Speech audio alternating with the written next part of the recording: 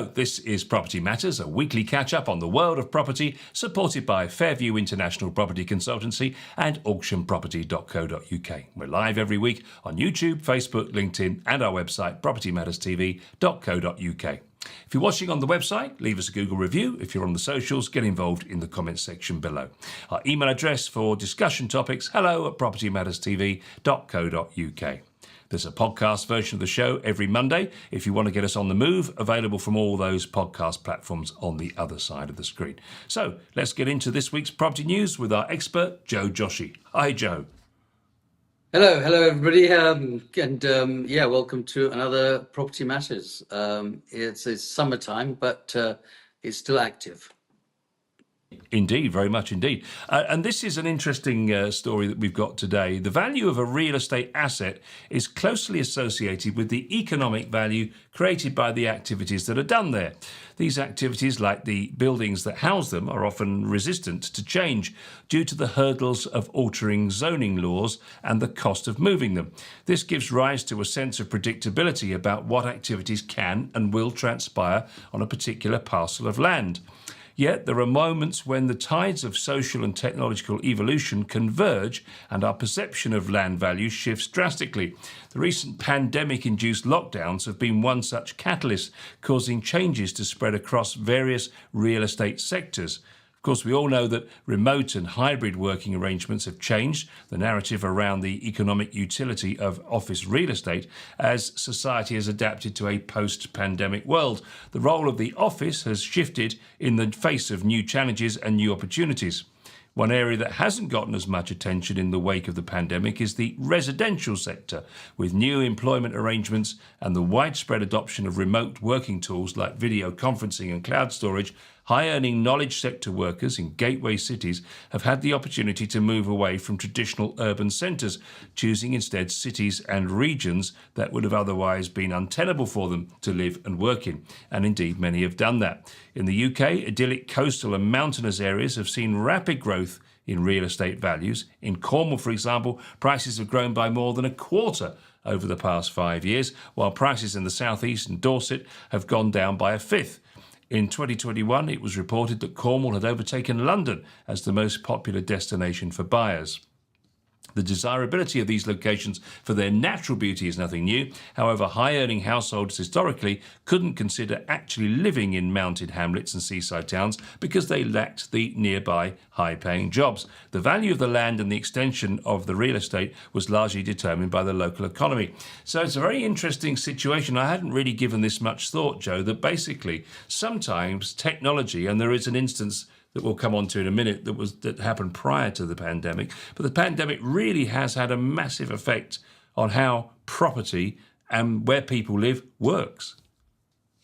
Unquestionably, the pandemic almost put a brake on the entire idea or the concept of moving, not just, in people's life, but even in the work life and the way we work and what has happened as time has gone on.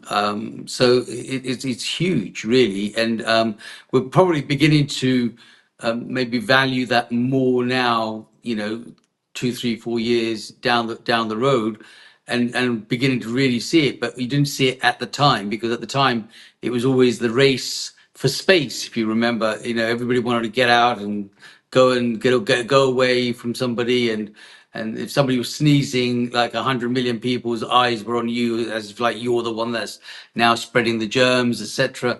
And all of those things at the time, now if you look back and reflect, made a huge change in the way we work, live, and exist, and also where we work, live, and exist. There was always a thing about the bright lights of a city, for example, in any city all over the world, which was always the attraction for the next blood, the generation, saying, I don't want to live in the village that we've grown up. I want to go and live my life in the bright lights of a big city, New York, London, Paris, whatever that might be.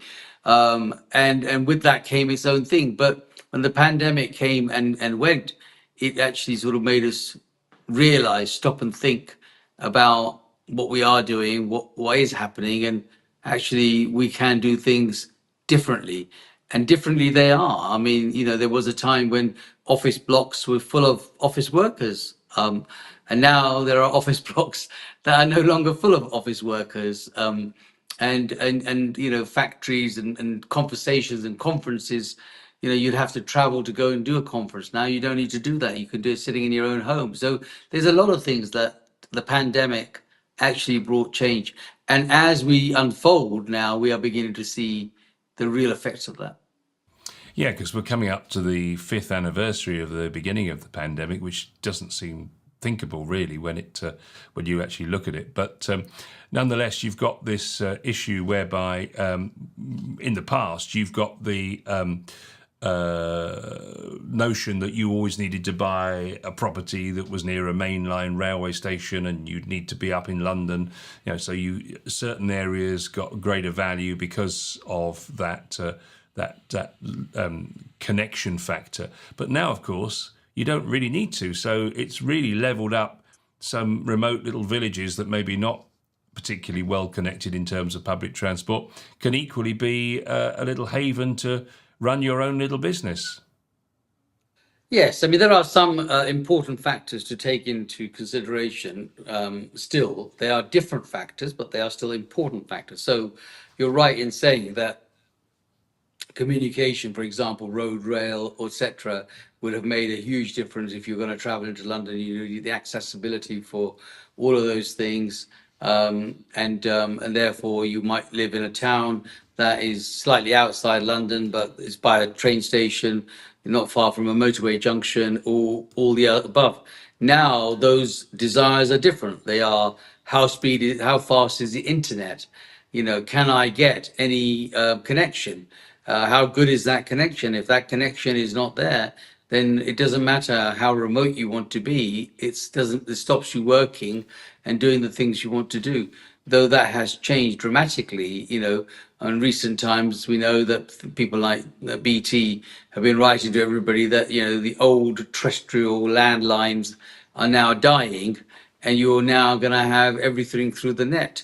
And as the net goes and expands, how far will that go? Where does that go? So all of those things are now becoming the reasons, as opposed to perhaps what was the reasons, like connectivity. Things that haven't changed and probably won't change for many years to come, unless they continue to start to develop remote learning, as so to speak, and that will then cause probably more mental health issues, is education, because you want to get your children into the best possible schools, and those schools might be in a given area, and that given area might be connected to the right sort of road links, rail links, air links, etc., depending if you're a local person, international, or a national person. So schooling is probably one of the only things that hasn't really changed that. But work-wise, yes, that's now changed a lot from where you could do communication in terms of conferencing has changed. But I think the crux of the child's future, your family's future, is definitely something that is still considered very highly, because people will make that move based on where that child's going to be, what kind of schooling, whether it be a secondary, grammar, university, etc. All of those are still drivers of where you need to be. They actually say in the report here that they feel that properties now have a wider pool of potential tenants or buyers, because obviously it can include anyone, because they can, as long as as you say, as long as you've got the right internet, you can literally transform that home into a trading floor or a movie studio or a laboratory or anything you want, really. And interesting to think, really, that probably the internet and the connectivity of that is probably more important now than the connectivity of a local railway station to get to the office. The internet has replaced the importance of trains, but the main thing is that the train system is also has its own points. So when you're looking at where you were working, you might need those links to go from, say, Waterloo or from Piccadilly or whatever. But that is now lesser if the internet is right and strong in your area, because you can do a lot of the work. So hybrid is likely. the new buzzword, isn't it? It's the big thing. It's a bit like when we used to talk about the pandemic, Paul. It was like the race for space, but now it's hybrid. Hybrid means basically some days people will work from home, some days they will travel in, some days they even for company will go into a cafe or an office environment that allows co-workers from different operations to work, so they get that buzz of camaraderie and people that they can exchange with. So there's so much more flexibility now in the way people work, and that is fundamentally related to the quality of the internet that they may have in that area. Interesting novel use of residential spaces. I've not seen this before, but they say that they have evidence of houses being repurposed as remote workspaces for knowledge workers. So, enterprising individuals in, say, a village, presumably turning a 5-bedroom house into 5 offices with social facilities downstairs. What's your thoughts on that, Joe? That's a new one on me. Yeah, I think it's probably more of a gimmick, depending on where it might be. I mean, it has to be an area that you would normally not be able to afford and have. So it might be coastal, it might be somewhere that is completely remote, and they might convert. And sometimes it's what the use of that is. And again, it might just be the fact that that point of that location is where the internet is the strongest. So you might have a house, for example, in on a mountainous location where that particular point, the GPS point of your property might be the best and the strongest internet. So all of a sudden you can think about, actually I can utilize this property to convert into, maybe like you say, 5 offices or for working space, or a cafe where people can come in and interact, and they get good connection. Good connection is now as paramount as a good train station or as a good schooling, because people do now research that as part of their home search. Does it have a good quality, fiber optic internet connection? If it doesn't, then that could be a reason why a sale may not happen. Because there is an implication. There is an implication here. I mean, I work from home myself now, and some weeks I cannot see anyone apart from on a screen like where we are now. So the situation from a mental health perspective, to have something like that in your town where you could go. I mean, I know you've got Regis offices and all that kind of thing available already, but they are a very big and very different concern. The notion that you could literally sort of pop down the street and somebody's got a sort of a home hub type arrangement that turns into a sort of mini office would be a way to get out of the house and see other people. Seems like a quite an enterprising prospect. Well, I mean, much of the bigger brand fast food coffee shops have already adopted that. We know that. I mean, you can go into a Starbucks sometimes, and you can see loads of people sitting there with their laptop and their headphones on. They're not really communicating with anybody in there, but I think the cost, the idea of having other bodies around, and that flexibility, and maybe saying a hello as you go and grab a coffee for a tea break or something like that, makes that mental health issue a little bit more comfortable, because you've got someone else to talk to. But the pandemic did bring that mental health issue right to the top, because all of a sudden everybody suddenly were remote. So there are ways of changing that, and people are looking at them all the time. And major coffee chains, tea changes, restaurants, etc., have also, thought about the way they address those issues. And they're not always as fantastic as we think, because I've tried that over the period, and it's almost unbearable to be sitting in a Starbucks trying to have that, because the whole world is there, and really you don't have that sort of peace and that quiet to go and do it. But I think it's okay for a coffee break and then move on. That's the way you've got to look at it. But we have seen this, of course, play out once before in the industrial space. In the early 2000s, before Amazon turned into the household name it is today, the value of industrial space had suffered badly following a period of widespread deindustrialization in the West. Factories and warehouses were notoriously difficult to sell as their worth was linked to the declining industrial activity that was being done there. Once the technological and social niche for e-commerce became clear, these sites' land values shifted as new logistics-based cases emerged. Derelict factories and lands zoned for industrial use were torn down and found new value as logistics hubs. Industrial real estate turned into a hot commodity as a result. And that is true. I mean, you only have to drive up the M1 to see the huge warehouses for people like Amazon and other distributors like Lidl and other supermarkets. Yes, I mean all of that has changed. The M1 is a good example of that. I mean, every time you go up there is another new brand, but the distribution, the logistics has not just changed the commercial warehousing facilities. It's also changed the way we live and the type of people that live and can actually now have a job in the north, buy a cheaper property, and probably have a similar salary that they may do perhaps in the south, because a driver will be a delivery driver who will say, okay, well, that's what I do for my job. I need to go out and deliver in, I don't know, let's say Leicester for argument's sake.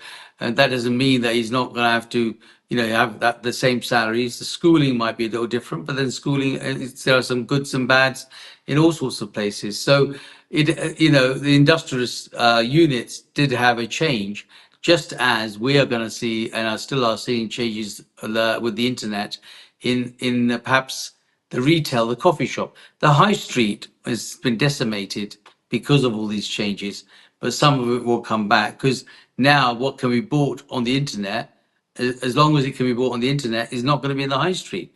So the high streets, the face of the high streets have changed a lot. They're changed to things that you need to go to the high street for, or at least have the choice to go to the high street for.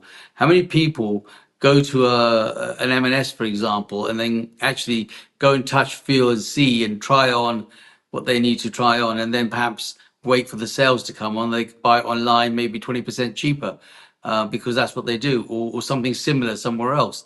So, and that makes it difficult for high streets to sustain their ability to stay. The cost is very high to be in high streets, which is why you see lots and lots of big chains that have come away from high streets and gone to either out of town shopping centers or simply just become a distribution center. You can buy online and then send it. I think the cleverness on their part is things like sending things back. So they're happy to send it to you because the margin is fairer on their side. If something doesn't fit well, or you end up starting to spend money to actually send it back to get some of your basic money, and sometimes it's actually almost not worth sending it back because the amount of money you're going to spend sending it back is not worth the money you're actually going to return. So it's quite clever marketing. So they think, oh, well, they bought it. They're never going to send it back anyway, but we give them the option to send it back. And, I know I've got two daughters, and so I'm sure they buy things and they're told always to send them back. But I think worked it out that it now costs them more to send it back. So it just fills the space, the square footage in our house of cupboards and clothes, and yet they always turn around and say they've got nothing to wear. So, and then they go and buy another one. So, it's all got different things and different ways of looking at it. I think There speaks storage the is a man of good experience. storage is a good business to be in, Paul, because I mean, people carry on hoarding, and then they need somewhere to store. So that's why all of a sudden, everywhere where there was a big Sainsbury's or something, you got the big yellow storage company turn up because people know they need to hire a box to put all that stuff that they've been buying, which they can't give back. He So says evolution of property. this chap, Michael Kovacs, who wrote this article, very good article actually, I just really wanted us to discuss it. He says to benefit from these opportunities, investors must keep underlying land value in mind. Instead of only considering the present value of the economic activity being done in the building, it's crucial to think more broadly about how the land beneath an asset could be used in new ways in light of ongoing demographic and technical shifts. While buildings and the land they sit on may be immobile, their uses are not. And I guess that is what you touched on just a moment ago about all these empty shops in high streets, and something we talked about some moons ago about the fact that what could be done with those as empty shops, whether they could be turned into residential and bring people back into the town somehow. Yes, I mean they have talked about it. I'm not really a fan of the shops being turned into residentials because what happens is it just becomes a bigger ghetto than it is, and the people that buy them and convert them will only house people that perhaps couldn't afford a bigger property, and that then, unfortunately, is not fair for the other businesses that may be in the high street that now have got buyers or perhaps not buyers who are going to be in the high street or actually put off other buyers coming into the high street. So high streets are very, very important in my book. They need to be maintained to a high standard. They need to be the center of every town. They always have been. They still need to be, and they shouldn't be turned into other things. But people will do that given the opportunity. But a high street is the heart of a town or a village or wherever it might be, because we all know that that's the go-to place if you wanted something. Final story of the show this week is Chancellor Rachel Reeves reportedly planning to introduce 10-year rent settlements for social landlords in the next budget on the 30th of October. According to the Financial Times, Reeves wants to increase annual rents in England by the Consumer Price Index, CPI, their measure of inflation, which currently stands at 2.2%, plus an extra 1% as part of the government's wider plans to raise funds to build more affordable homes. The plan is to reverse former Chancellor George Osborne's decision to abolish a 10-year settlement in 2015. The news has been broadly welcomed by the property industry. Ian Fletcher, Director of Policy and Real Estate at the British Property Federation, said a 10-year rent settlement in the social housing sector would be a good way of boosting the supply of affordable homes. It would encourage greater investment in the sector by providing the certainty and stability that investors seek in investing in that sector. For example, long-term investors such as pension funds who want to match their investment returns with their liabilities paying pensioners, it would also reduce risk in the sector and therefore allow it to raise capital at lower rates, in effect a form of subsidy. We are therefore encouraged to see the new government is considering this. So lots of things being talked about October the 30th with Rachel Reeves and her budget, but this one seems to be broadly welcomed, the idea of a new 10-year rent settlement getting over from the abolition of it by George Osborne in 2015. Do you just talk us through that and what that all means? Yeah, so basically it's a reversal. What happened with George Osborne? He put basically a stop on rent increases happening in line with everything else. So he was saying that in social housing associations couldn't increase their rent. So let's say it was worth £1,000 a month, and they'd agreed at 500. They were just not allowing to, come up to £1,000, which may be the rent value of the same property in the open market situation. And because of that, they felt that they couldn't build any more properties. They didn't have the surplus cash coming in order to make it. Now you have to understand that housing association or any of these bodies were not for profit. So the idea behind a housing association is that they are not made for profit. Having said that, profit can be skinned in many different ways. And so of course they were paid lots of bonuses and other ways, but the actual term not for profit was underlined by housing associations. Now, what Rachel Reeves wants to do is to increase that or abolish that, so that rents can be now in line with ordinary market rents. That may give them a bit more margin of money coming in, and subsequently, that's how she feels that she would be able to help fund potential new developments, because there'll be potentially more money in the pot. Obviously, what she hasn't taken into consideration is that the tenants that are going to be buying these or renting these are now not going to be having a benefit in kind of having a low reduced rent to get that. And it was introduced quite heavily to people like what we call NHS teachers, social workers. That type of employment had a special, because they were providing a service that required them to be perhaps in the town, and yet in London they couldn't afford to do that. Now they will be in the normal market, and allow people to, like the housing association, to have better cash flow to be able to go and invest in more homes potentially. Yeah, they say the plan for social rent homes, which is those rented usually at 50% of market rate, will be welcomed by the councils and housing associations who are now facing a squeeze on their finances and has put the brakes on house building. She has promised to achieve the biggest boost in affordable and social housing in a generation as part of the target of building 1.5 million homes during this Parliament. Last month, she outlined a series of housing policies to support this, including promises to soon provide rent stability and details of government investment. In recent decades, councils have largely stopped large-scale house building, with local authorities providing less than 2% of the new homes in the country for more than 40 years. Housing associations, which now build the majority of social homes, have also put the brakes on development spending, instead investing in existing buildings after the Grenfell Tower fire and various scandals exposing the poor standards across their stock. Last month, the Guardian newspaper revealed that housing associations started only 30,631 affordable homes in the 12 months to March 2014, down 22% on the year before.